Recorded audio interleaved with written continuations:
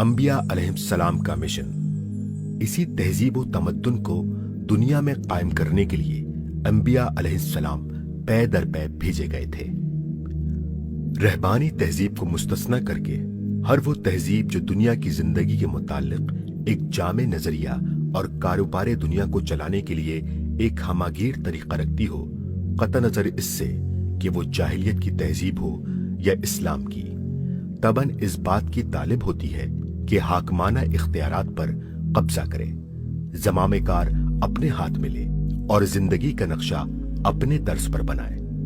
حکومت کے بغیر کسی ضابطہ و نظریہ کو پیش کرنا یا اس کا معتقد ہونا محض بے ایمانی ہے۔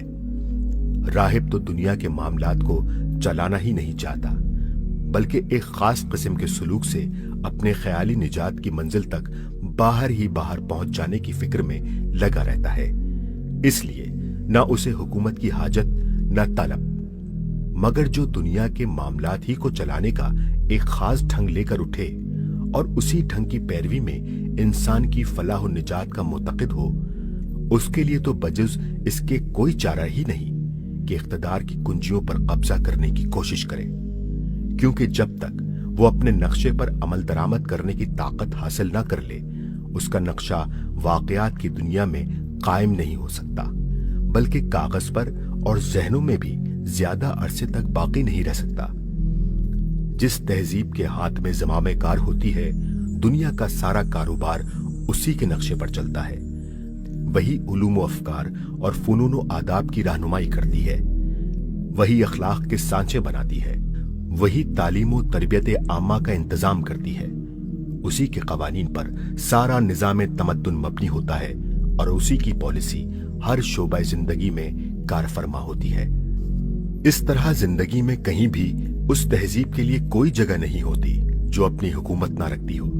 یہاں تک کہ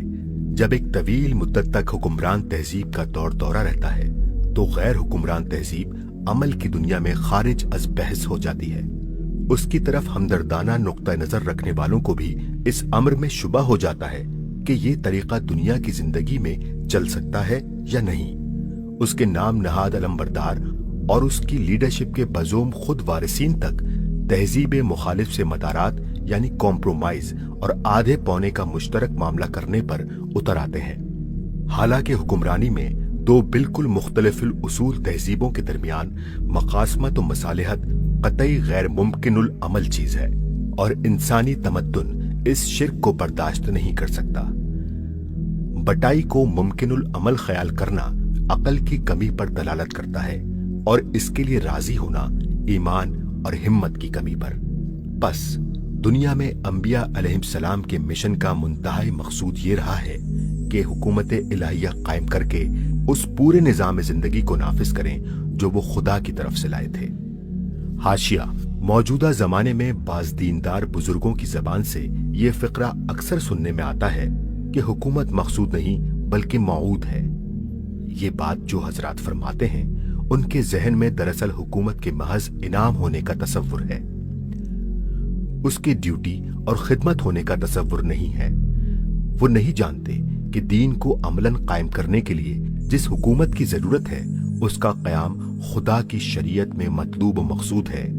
اور اس کے لیے جہاد کرنا فرض ہے۔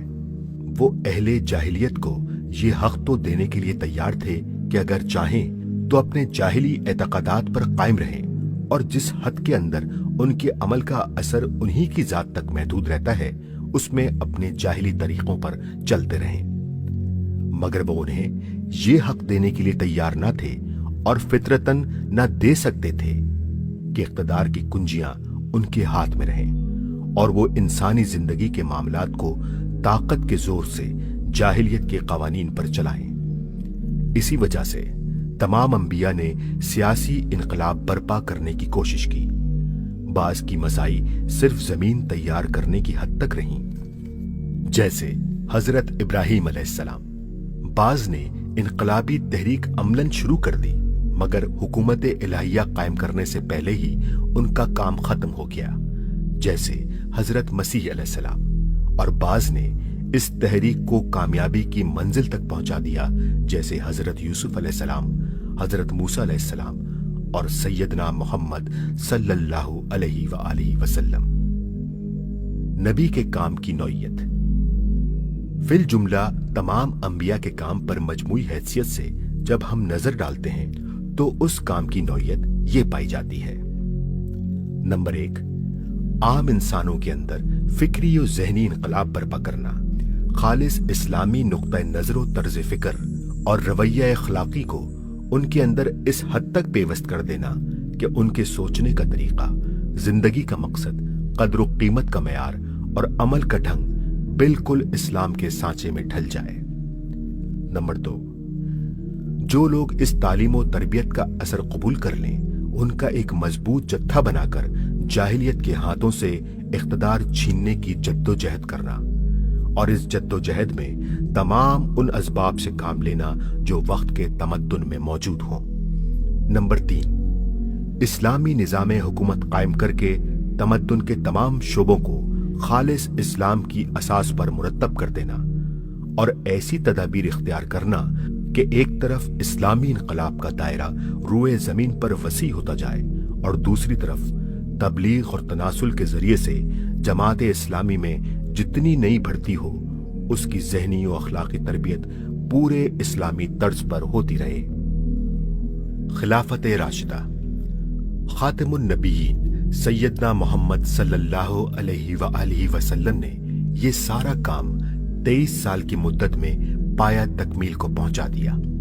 آپ کے بعد ابو بکر صدیق اور عمر فاروق رضی اللہ عنہما 2 ایسے کامل لیڈر اسلام کو میسر آئے جنہوں نے اسی جامعیت کے ساتھ آپ صلی اللہ علیہ وآلہ وسلم کے کام کو جاری رکھا۔